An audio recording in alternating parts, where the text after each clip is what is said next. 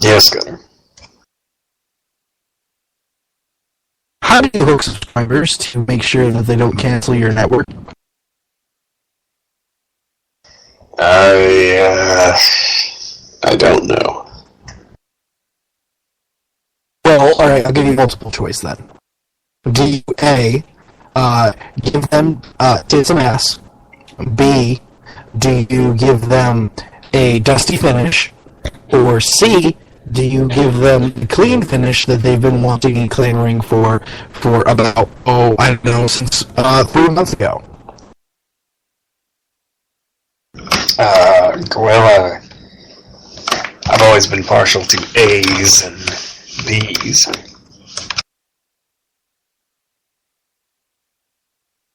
Well, you tell me that pay-per-view ended clean, and I'll tell you to get some glasses. Let's start the show.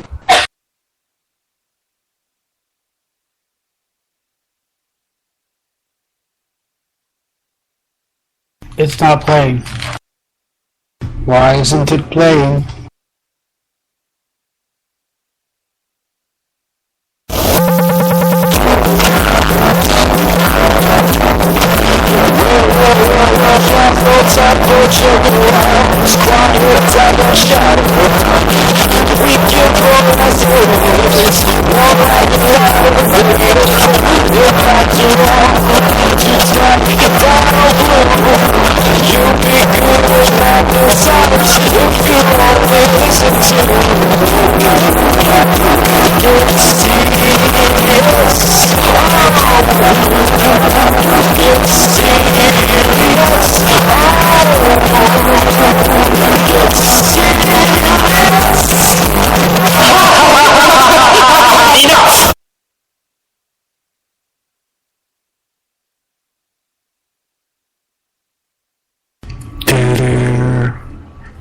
Because Gunner's gone. What the hell, Gunner? Alright, Gunner's not here, so I am your wonderful, illustrious, handsome, beautifully sexy voice, technical producer Isaac Yakovdinius, and with me as always, our fearless leader, Omega BR. Yes. My favorite letter has actually always been Q.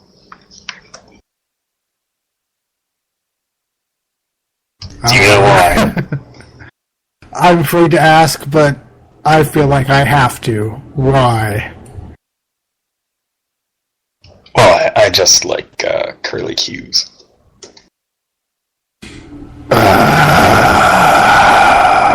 That was a corner. So let's move away from that and towards something a little more interesting. Why not the news? Ring of Honor will make its debut on Destination America this week, Wednesdays at 8 p.m., actually serving as the lead-in to Impact Wrestling. The episodes will still debut over the weekend for Sinclair affiliates and then air on DA, scheduled for 26 weeks. TNA held a conference call with the roster following the news, where officials said they couldn't address any reports but were in good standing with the network. Then, confronted by several angry talents due to the overall lack of knowledge, Dixie Carter reportedly told them that they controlled their own destiny, and when confronted with the pay issues, spoke of them as if they were in the past. ROH has also teamed with Figures Toy Company to debut action figures, the first four being the Briscoes, Adam Cole, and Kevin Steen. Looking forward to that, actually. I saw the pictures of them, and they actually look really good. I'm curious how that's going to work. They're going to release a Kevin Steen through Figures Toy Company, and there's probably going to be a Kevin Owens released through who they have a deal with, Mattel. Mattel. Yeah, so you're going to have two of those out on the market, presumably. Well, I assume that the market for the other one is going to be very, very small, much like the TNA figures were many years ago. I would only see the TNA figures if they were either... I saw them once at a Toys R Us, and then I saw them again on the clearance rack at a Marshalls or a TJ Maxx, one of the two. I saw them at my local Target, but You know who I don't know got? about Walmart. You know who mostly got those TNA action figures? Were kids whose parents told their aunts and uncles, "Yeah, they like wrestling," and weren't very specific. So those family members would go out and they'd be like, "Oh, this is a wrestling action figure," and then the kid would get it and he'd be like, "What the fuck is an AJ Styles?" Yeah, that's probably the truth. But they did have the six-sided ring playset, which it's kind of neat considering. Although it was really small though. It was about the size of a if a WWE toy ring is the size of a It's like 12 by it's like 12 inches by 12 inches, maybe a little bigger depending on the ring. Well, it was really it was smaller. It was the same length basically, but imagine it was six sides. So you're basically it's kind of like if you get a Wendy's burger and it's square, and you get a McDonald's burger and it's circular. They're both basically the same size. It's just the McDonald's burger is more. Is that how you would justify it to your lady friends? No, mine is square.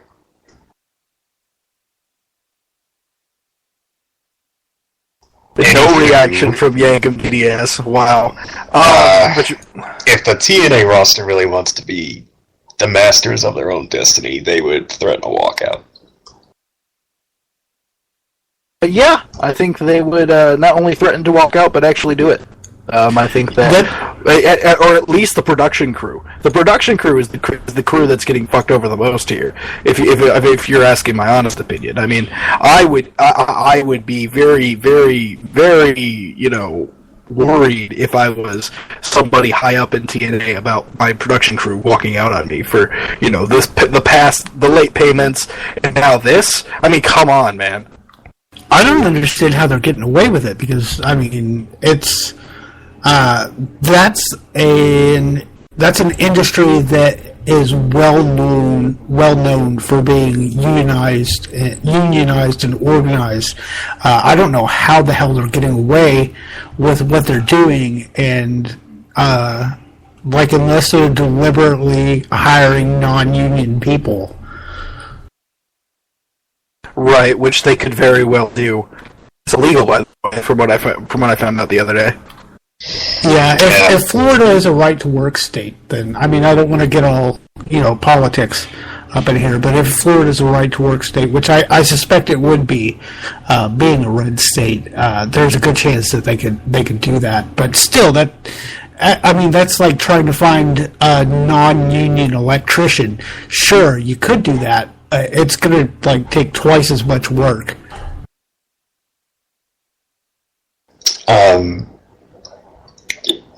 I would almost just say production talent, anybody, just not even a walkout, just do what you want. If you want to go work for Jarrett or work at GFW show, do it.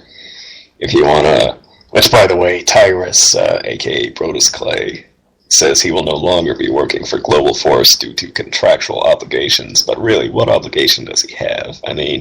Is TNA really going to sue anybody? Are they really even going to win at this point? That's what I'm saying. They have so much going against them from a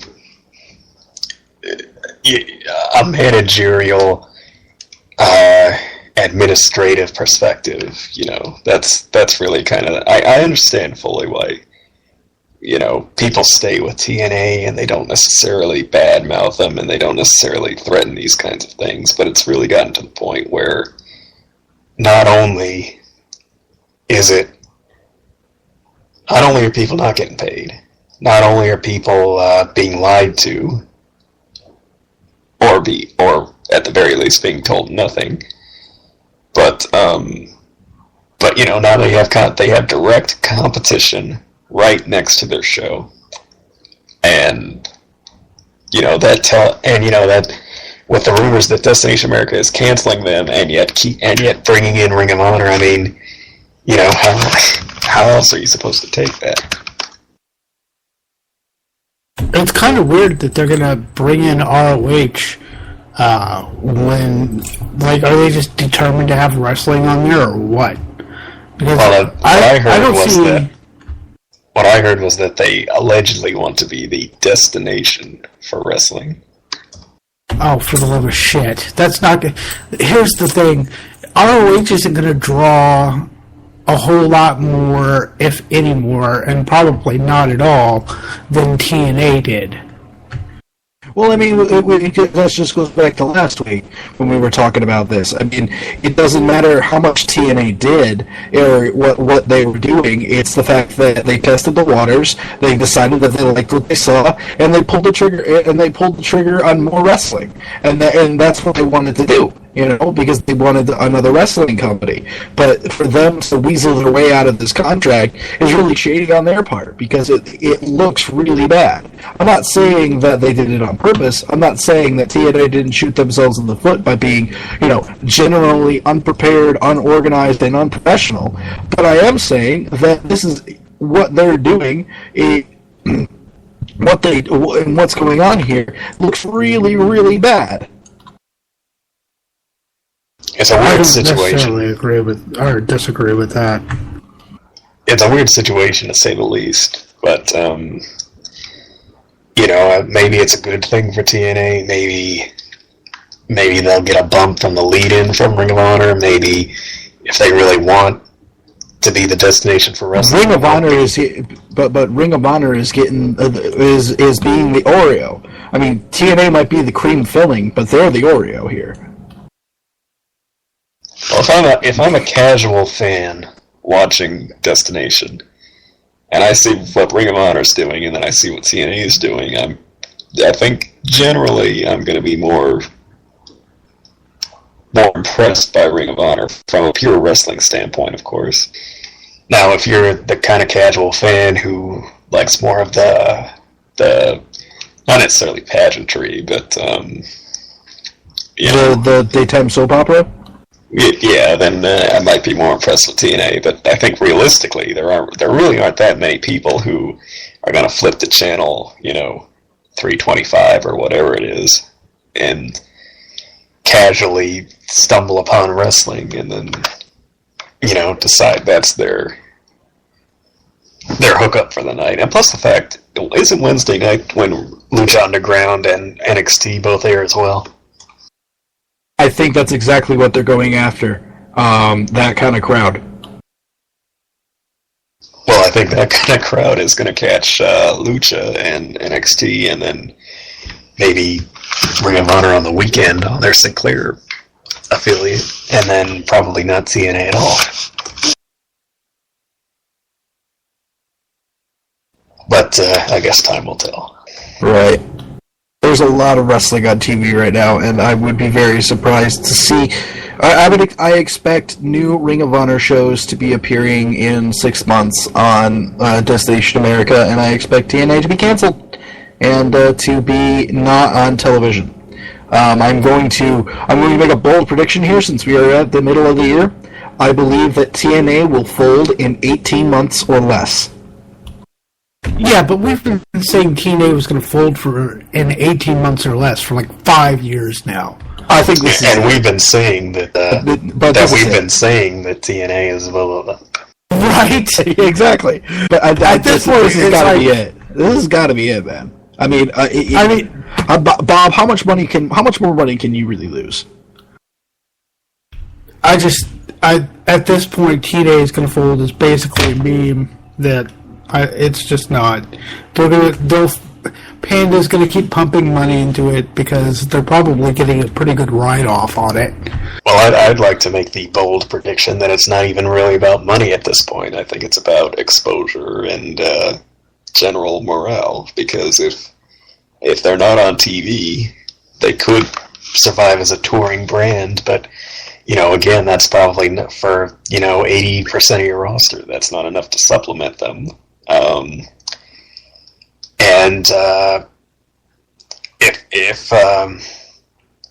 That's just it, basically. If they're not on television, if they're not they might tour, but for how long and what cities, and, they could do international stuff, but, that as lucrative as that can be for them, it also costs, that much more to do.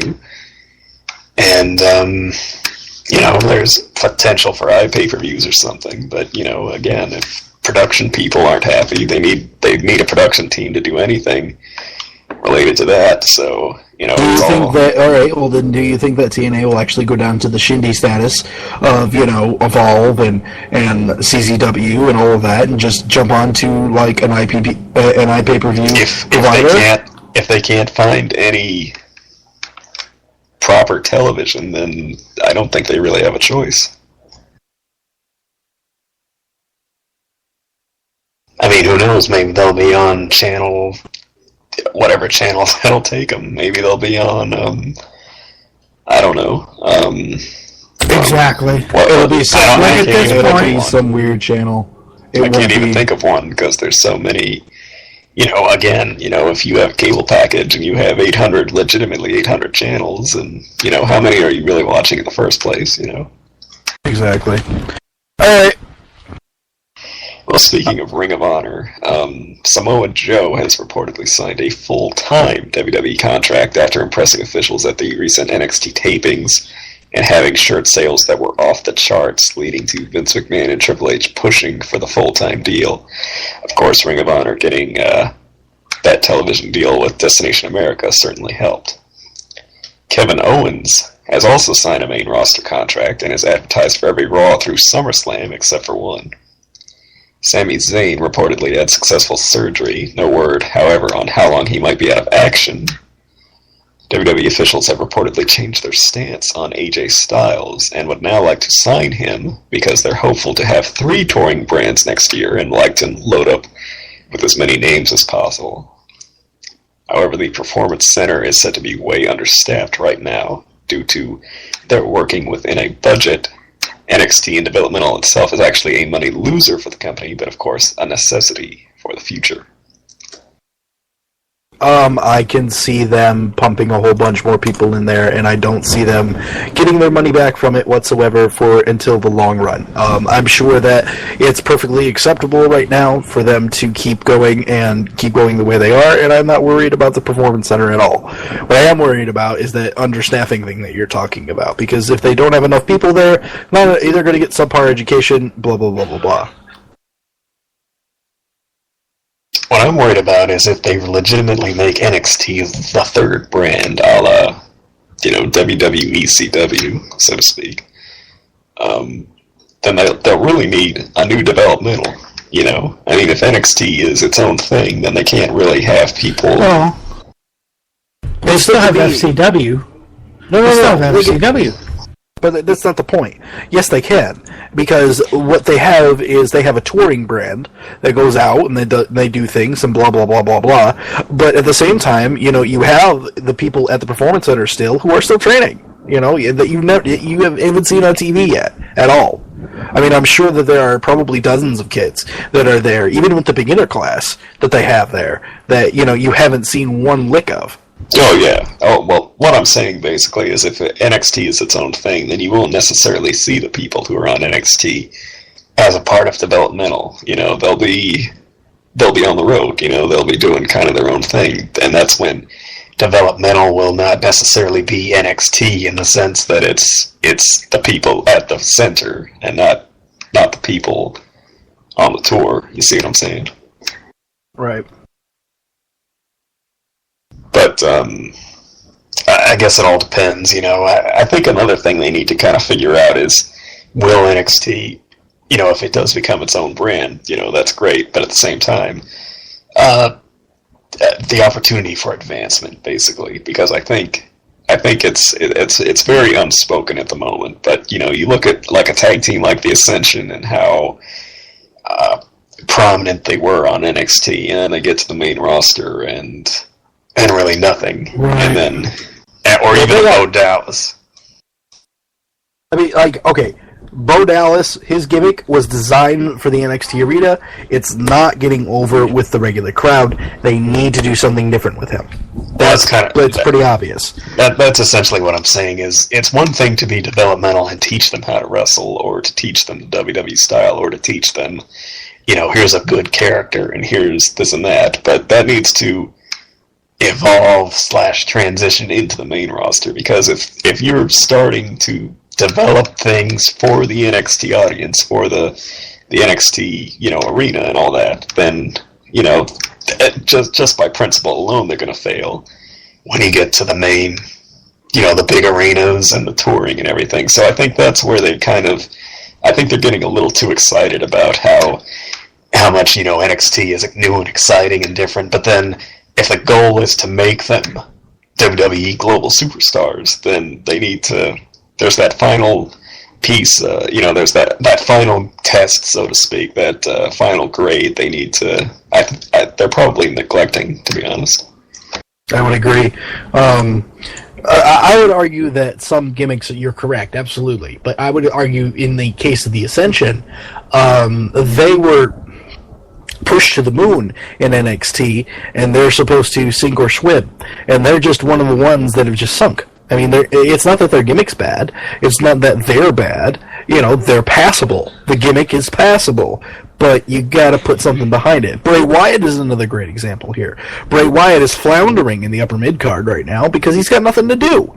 And he's an FCW NXT thing, but they don't have anything for him to do. And it might be a case, and I'm gonna be tooting up this tree again, but it might be a case of the writers doing a terrible job, or Vince doing a terrible job with the writers. No way! Oh my God! I cannot believe you just said that. Mind blown. Seriously, Bray is fantastic. His gimmick is actually really good. Like that, I like his Charlie Manson gimmick. They're just not doing anything decent with him, and that's why he sucks. Turn him face, turn him face, put him back with the family, have him feud with Triple H. I want to see them two go something. Or don't even turn him face. Just be like, okay, Triple H does something and it pisses him off. He doesn't even have to have a face turn, except for that he's facing. I mean, he just stays and be's the same old Bray Wyatt that he is now, except he's feuding with Triple H, and he's on his fucking Manson family gimmick, and it's fantastic. He hasn't had a good feud yet. Not fucking one. They completely squandered the Undertaker thing. That should have been a build-up across months instead of just a last minute, well, we gotta feed somebody to Taker. Fuck it. Might as well be Wyatt. Well, the creative progression of the main roster has always been a consistent problem, no matter who it is, really. Even honestly, I think that'll get hammered out once Vince is possibly. But I guess what I'm saying is, if you don't want to bring them to the roster to fail like they did with the Ascent. I'm kind of surprised Triple H hasn't done more to, which maybe he can't. I mean, I don't know, but hasn't done more to make the. I mean, the Ascension didn't even get a. They got the match with, I think, New Age Outlaws, and they lost, and that was it. I mean, you know what I mean. Yeah, basically they got shafted. No tag. I mean, tag division's pretty sorry to begin with, but no, not even the typical, shot at the belts, or I mean, they haven't even had a shot at the belts. I mean, they're Crime Time. Well, they basically. Well, they were in the Elimination Chamber. But. Right. All right. A legit chance at it. Not that wasn't a last minute. Right. All right. Let's get into this last news story here. I'll do it. Damn it. I wanted to do it. Oh, speaking of botched endings, TNA wanted AJ Styles for this year's Hall of Fame induction and possible Slammiversary match, but he turned him down. He's like, nah. Christy Hemme has given notice to TNA and will be leaving soon. She's going outside of wrestling and doing something else. Austin Aries' deal is said to be finished by the end of June, while the Wolves have re-signed. Shelton Benjamin revealed he spoke with TNA but couldn't reach an agreement, and Bram has actually signed a 3-year, multi-year contract with TNA within a year, which Bob Ryder claims is due to rewarding the job he's done and the potential that he has. I just realized what I want more than anything. Oh, okay, I'm right here. How you doing? Jesus No, Christ. it wasn't Net Gesture. Jesus Christ. That's the last thing I want. What I want is for Shelton Benjamin to come back to WWE. Did you enjoy that? It's my new soundboard. It's a Net Gesture soundboard. He helped me make it the other day. Oh, really? I did. Oh, I'm shaking in my boots. See? Anyway. That's a classic MJ catchphrase right there. What was it? Oh yeah, I want Benjamin to come back, and I want Aries to come back. Or not Aries. I want Aries in WWE. Yes, I do want Aries in WWE, but that's not what I was getting at. I want Angle and Benjamin and Swagger in a stable. I don't know why. That sounds awesome. But that just sounds fantastic to me for some reason. I'm fantasy booking. It'll never fucking happen. But I want it. But Benjamin will never be back, probably, because they wouldn't have anything to do for him. Except for maybe as a trainer. And I bet he would make a great trainer. Like, I don't know, personality-wise, but wrestling-wise, he would be fantastic. I don't see Hemi moving over to WWE because they wouldn't have anything to do for her either. Because they've got... No, like I said, Hemi's doing something outside of wrestling at this point. Oh, is she? Yeah. I don't know what it is, but that's what's happening. Well, Aries is probably going to re-sign. Because, why not?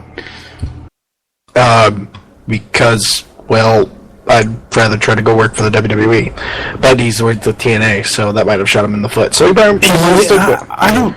I don't think that'd be a problem because they've got all those other indie wrestlers in there, and you're gonna have guys like Joe and the others to be like, no, this guy's really good, and I'm sure Triple H would listen. Yeah. Vince might poo-poo on it because he's Vince and he's a fucking douchebag, but I feel like maybe he doesn't have as much say anymore. A moment before the 15-minute time limit here, I have one question for you guys. How much did Meltzer know about all of this? Because, as you might have heard a couple weeks ago, Meltzer said he was sitting on a bunch of information that when it came out, everybody would go crazy. Well, everybody's gone crazy. Do you think he had all of it, some of it, or just, like, the TNA thing? Before anybody answers that, quick refresher for us latecomers? What do you mean, quick refresher? Just read the damn format. We've got a show going on. We can't be repeating ourselves. We're referring to the fact of Ring of Honor joining Destination America. Oh yeah. I heard that channel possibly canceling TNA. Yep. Well, I did read on the boards that ROH was going to be TNA's lead-in, but I don't give that much credit. I think he probably knew. For him to, he's a pretty straight shooter, to use a purpose euphemism. If he said, I think he probably at least had the inkling of these kinds of things. And even if he didn't, supposedly Destination America and ROH have been talking for months, so I'd have to believe he got wind of that.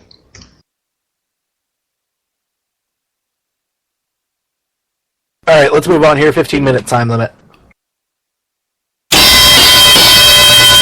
This week on the 15-minute time limit, we're going to be talking about the Elimination Chamber pay-per-view that happened over the weekend. We'll get started here with Stardust defeating Zack Ryder on the pre-show. Zack Ryder is looking ripped. Oh, he's looking very good. I just wish they'd give him a win. What would be so wrong with that? It's Zack Ryder. And people have apparently turned on him? Can someone explain that? Well, that happened quite a bit ago, I think. Which is kind of his fault a little bit, because people were generally just sort of tired of him. Ever since his whole, fall, so to speak, he's kind of been grousing about it on social media, and there's rumors that he never really did much to stand up for himself. He never went to McMahon or anything like that. So I'm just a little bit at a loss, because you're supposed to go to the man, the 800-pound gorilla, who essentially has your entire life in the palm of his hand and can do with it what he wants. And we have seen in the past that capriciously he has done some stuff to other people's careers that has pretty much shot them in the foot for the rest of their lives. And you don't know, in the words of Paul Heyman, what this insane billionaire is going to want next.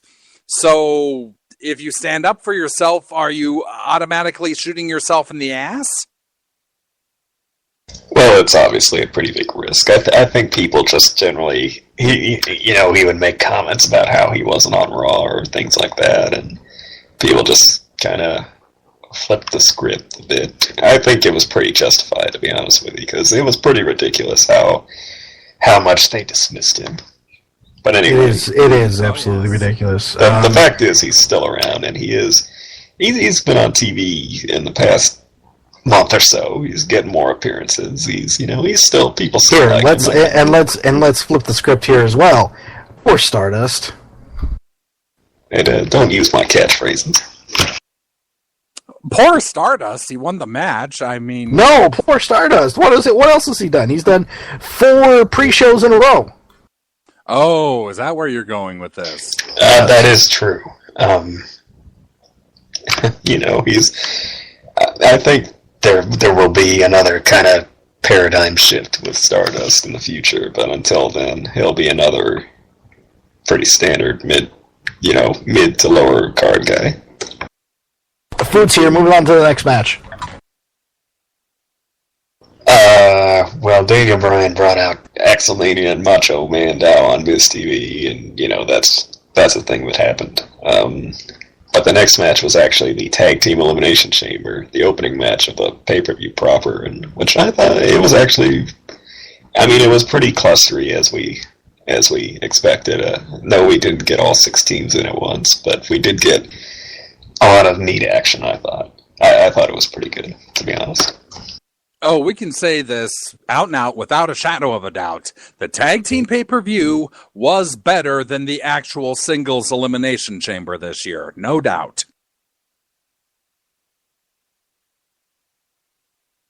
Oh, yeah. You had a lot of it was kind of goofiness. You had El Torito on top of their pod. You had Kalisto getting grabbed by the New Day, and he at one point climbed to the center and just kind of fell down and didn't really get caught by anybody. But oh God, I watched that spot over and over again in my mind, and I'm like, oh my God, I hope he didn't shit himself up too badly. But I feel like they made a real effort to kind of make it entertaining, and I think it I think it succeeded. Of course, as I predicted, the New Day did retain the tag titles. Yes, you did. So, I don't know what more that could be said about this match, except fun match, and, it was in my imagination, or did the Ascension look better than they have been in a hell of a long time in the chamber? Oh, absolutely. First of all, they were actually in a match and doing, things.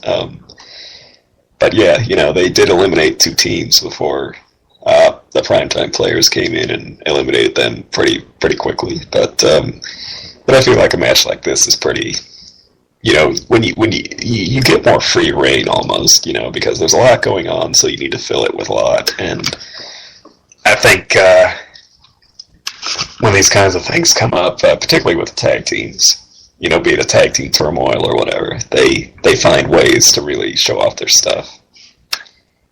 So yeah. See, Nikki Bella retain the Divas title against Paige and Naomi, which I was actually a little surprised about, even although not shocked over. Well, the best that can be said about the Divas title right about now is we're going to SummerSlam, and that's probably when it'll change hands. Well, I'm hoping it's soon. Oh, God, am I hoping it's soon that they change it. Frankly, I think they need to call someone up from NXT, just like they are with the fellas. They need to either finally call up Charlotte or... It's Charlotte's turn, for sure. Charlotte or the champ, one or the other. All right, let's move along here to where I actually started watching. Kevin Owens defeated John Cena clean in the middle of the ring with no interference. It made me so happy. It was amazing. I was almost to the point of WrestleMania 30 guy, if you'll remember that shock, gentlemen. Yes. It was a pretty good match. It was very... It was actually kind of typical or expected in my mind of how it would go down. If Owens was going to win, it was going to be after a lot of finishers exchanged and, close falls and things like that, which really, I guess it couldn't really be much else. I actually predicted a no contest, so you kind of were pleasantly surprised that Owens did get the clean win. But thinking back, it was exciting at the time, but thinking back, I can't really remember a lot about the match itself that stood out. I think it was more just telling the story of this being Owens' first main roster match, and he ends up beating Cena. But I'm impressed by a couple things. Number one, they never left the ring. They never left the ring once. Number two, WWE and the booking committee had a chance here to really fuck this up. They had like 7 different directions they could have gone in, and they could have really, really, really fucked it up. Like Omega said, I expected some sort of schmaz, shitty finish that wasn't going to work, that wasn't going to be anything, and then all of a sudden, it was something. And it happened, and I was so happy because they didn't fuck it up. You can obviously tell Vince didn't get involved to protect Cena. Obviously, this was a match to put Kevin Owens over. Obviously, this was a time it was Kevin Owens' time. But at the same time, you got to keep Cena strong, and you know that they have a tendency to be really safe about things and ruining people because of it.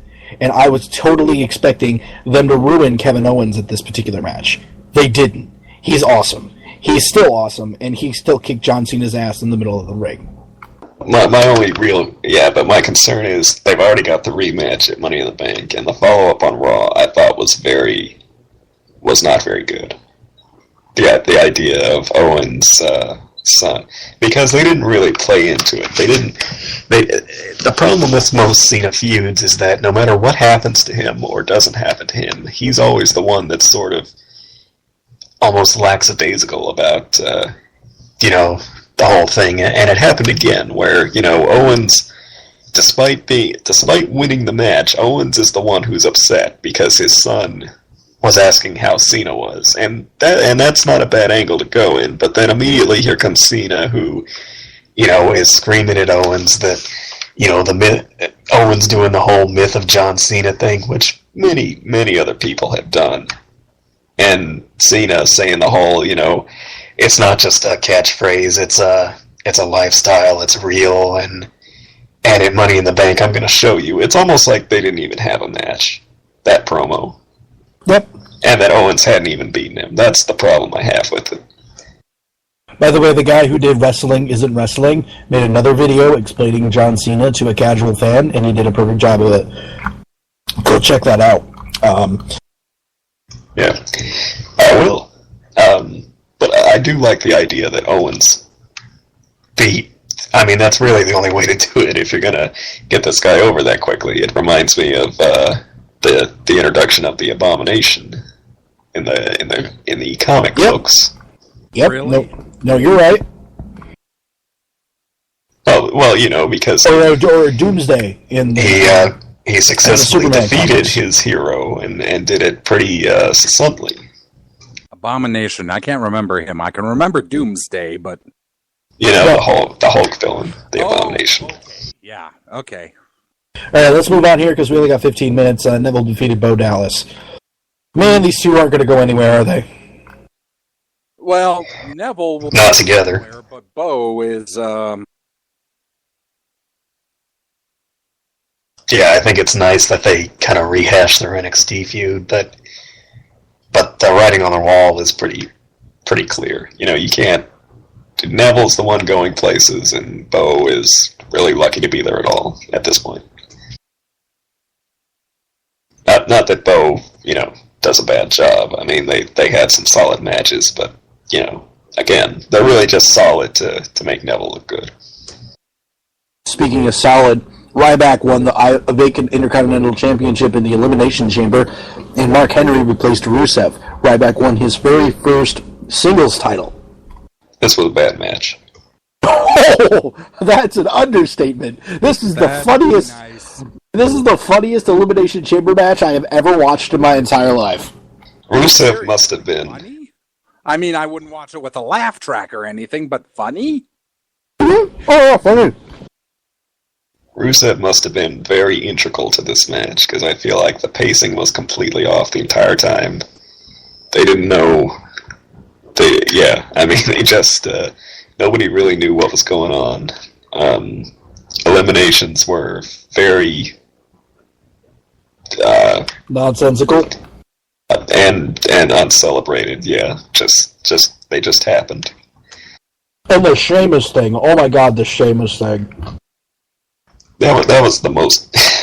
I mean, how does that even work? I mean, even pretending to know how the Elimination Chamber is supposed to work in the first place, you know, with all the sliding, you know, and the bulletproof glass or whatever that, you know, comes out of the frame easily. Well, I think that was gimmicked, and I think that was going to be a spot later. But I don't think that. The Sheamus thing was actually a spot. No, scratch that. I don't think that Mark Henry getting out, just accidentally getting out, was going to be a spot. Oh yeah, well that's my point. That was so funny. Because Henry's like, what am I supposed to do? I'm coming out. And the referee's like, nah, dude, you're not coming out. And then he just lets him out. And it's like, what are you doing? It reminds me of the old games, because in the games, video games that is, if you would Irish whip somebody into a pod and crash them into the glass, whoever was standing in the pod would just keep standing there. Until it was their turn to be released. Can't do that in real life. Yeah, Rusev must have been so relieved when he got injured. Well, you have it in the back of your mind that maybe it was Rusev who was supposed to pick up the title at the Elimination Chamber. I think it was. Yep. I don't think it was, actually. I think he was just going to be a big part of the match, and he was kind of going to be the guy who really brought it all together. He was going to be the guy who kind of went after everybody, and then that's how everybody else would kind of coordinate themselves in the match based on, you know, what is my role in regards to Rusev and what he's doing to me, and then that kind of brings it all together at the end. But Speaking of bringing it all together at the end, Dean Ambrose defeated Seth Rollins. via disqualification. And so the belt does not change hands, but we had ourselves a good old-fashioned championship belt robbery, and that put a smile on my face. I think the story is fine. It's just the problem with Rollins' championship reign is that it's all very kind of. I'm not really on point tonight. Far from it. It's very chapter to chapter. You know, it's not about what happens at the end or some building up some grand story. They're just writing it chapter by chapter, basically.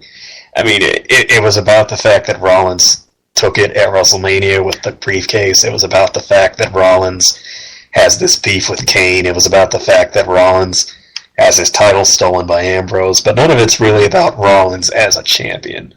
That's kind of the thing I'm trying to say. Is it's not really about Rollins being the world champion. You know, and that's fine to do, but you end up with these matches like even this one where, you know, J&J and Kane and everybody are outside the ring, and you know it's not really about how good the match is in the ring. It's going to be about when one of them decides to interfere, and what's going to happen when, you know, Ambrose does pin Rollins, but then the referee, you know, who got knocked out, despite the referee has to disqualify him, thereby basically awarding him the title again. And you know, it's not very well put together. Well, hopefully the ladder match coming up at Money in the Bank will be better. We'll see. I'm looking forward to that being a spot fest, and I'm not holding my breath. No, dude, I want to see J&J Security go tumbling into some tables. It's going to be fun. All right. Who's hungry? I am starved. I could go for some soft serve. I bet you could. Dairy Queen drive-thru with the ratings. He always serves it soft. Yeah, he does.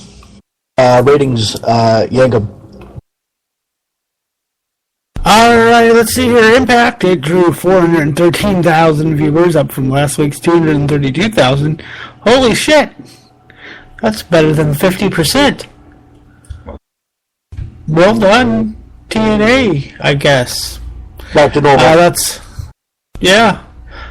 Thursday, SmackDown drew a 1.84, up from the previous week's 1.81 and the 1.79 2 weeks ago. And Monday drew a 2.79, rebounding from the YOLO 2.55 on Memorial Day against playoffs action. Raw is still well below last year, where the first Raw of June scored a 2.94, but Monday's rating landed on the high of this year's post-WrestleMania ratings, essentially a wash. Raw's 3 hours averaged 3.973 million viewers. That's up 10% from last week's show. And with the birthdays, we got Net Jester. With the birthdays this week, on the 2nd of June, we have none other than Chessman, the Total Package, Lex Luthor, damn. Two wrestlers in, and there we go. Lex Luger, the lovely Miss Velvet Sky, and the phenomenal one, AJ Styles. We have no wrestling birthdays on the 3rd, but on the 4th, we have the Miracle himself, Mikey Whipwreck. On the 5th, another ECW alum, Supernova. On the 6th, we have Viva La Raza himself, Conan, plus Drew Galloway and ODB. On the 2nd, King of the Cheap Pops himself, Mick Foley. And on the 8th, we have Egotistico Fantastico, Scott Lost, Tatanka, and Maria Menounos. You know, I recently watched Tatanka versus The Miz in The Miz's first match on SmackDown. And wow, what a difference, you know, an opponent makes. And now it is time for This Week in Wrestling with Omega BR. Yes, this weekend, wrestling history, circa 1964, where Dr. Jerry and Crazy Luke Graham defeat Vittorio Apollo and Don McClarty for the WWF US Tag Championship. Jump to 1965, where Pepper Martin defeats the Mad Russian for the NWA Pacific Northwest Heavyweight title, beginning his fourth reign. And in 1996, Caveman Broda defeats Bobby Collins for the Canadian Wrestling Federation Light Heavyweight title in Dugald, Manitoba. Plus, in 2000, Eric Bischoff defeats Terry Funk for the WCW Hardcore title in Atlanta, Georgia. The match started with Ernest Miller attacking Funk while Bischoff did a karate demonstration. However, the Funker took over and battled Miller and Bischoff back to the locker room. Funk later returned wheeling Bischoff in a wheelbarrow after DDTing Miller on a rampway. However, Vince Russo sent out the Mamalukes, who beat down Funk and enabled Bischoff to get the win and the title. And that was this weekend wrestling history. Happy trails. Happy trails, actually, to my pants when I was listening to the Stone Cold Steve Austin podcast with Paul Heyman. That was awesome, and if that's my thing to watch this week in wrestling. Beyond that, though, what was it? I had one. Oh, happy trails to all of our shark movies that are coming out this year. Sharknado 3 and Three-Headed Shark Attack are going to be starring... Sharknado 3 is going to be starring Chris Jericho, and Three-Headed Shark Attack is going to be starring Rob Van Dam. Oh, really? You have my attention. I'm actually going to check out Granaconda. Oh my god. Alright, that's enough. What should we watch this week in wrestling? What should we watch this week in wrestling? Omega BR.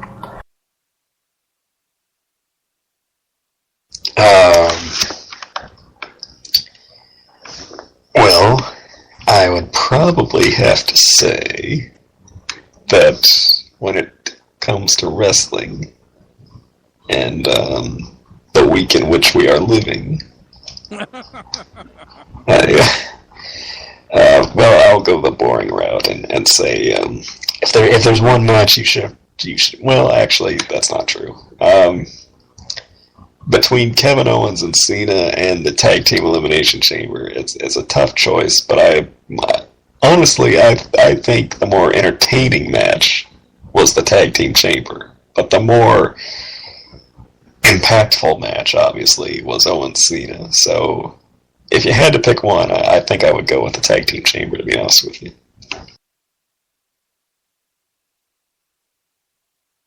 Alright, Yang and DDS, what should we watch this week in wrestling? I'm Googling because I couldn't remember which one it was. Which WrestleMania.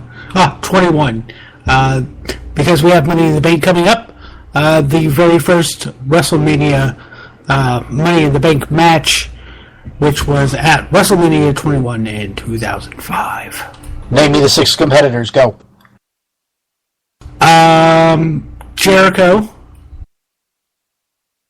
You have to tell me if I'm right or not. Yeah, you're correct. Okay, RVD. Correct.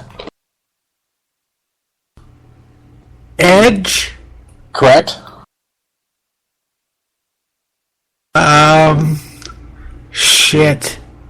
Who else would have been in that? Christian? Nope, Yes. that's wrong. Yes, that's Yes? right. Oh, That's wow. right. So that's, how many is that? So wait a minute, we have, say what we said already again? Jericho, Edge, Christian, RVD. RVD was not in this match. I confused him with somebody else. Oh, I'm you sorry. son of a bitch.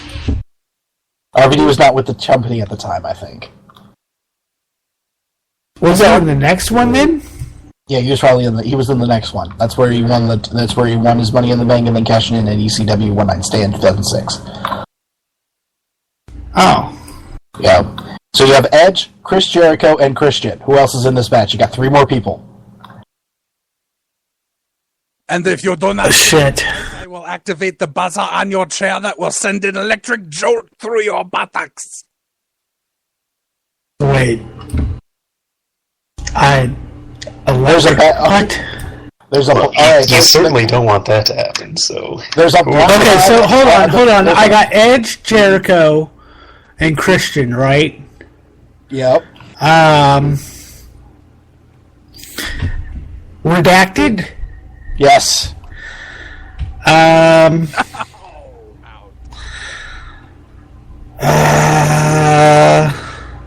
Who is the spot monkey? Who was in the?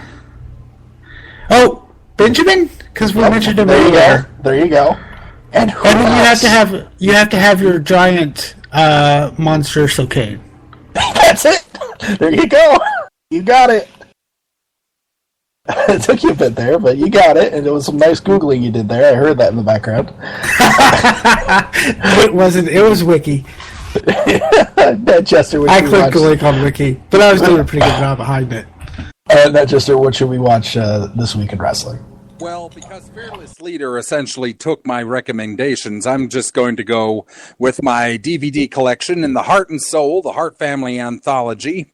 I'm going to say watch Bret the Hitman Hart plus Owen Hart plus the British Bulldog versus Stone Cold Steve Austin, The Undertaker and Dude Love from six-man tag from Raw on July 21st, 1997. And I also push this because the day after tomorrow, a week from now, is when that Super Indie show is coming to a town close to me, featuring Gangrel, Bret the Hitman Hart, and Scott Steiner. So that ought to be interesting. When does that Owen Hart DVD come out? A lot later. Probably towards the end of the year. We'll have to stream that for YouTube when it comes out. Absolutely. All right. You already know what I wanted you guys to watch. So thank you all for listening. Do me a favor and check us out at smarksnark.com or twitter.com/smarksnark, facebook.com/smarksnark, smarksnark@gmail.com. If you'd like to get a hold of us, our phone number is 812-408-9666 or 812-408-WOO. You can leave us a message and we'll play it on the show. Thank you very much for listening, everybody. And remember, we wish you well in your past, present, and future endeavors. The best there is, the best there was, and the best there ever will be.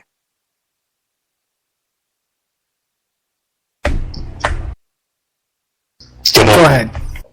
Aztec. Oh, jeez.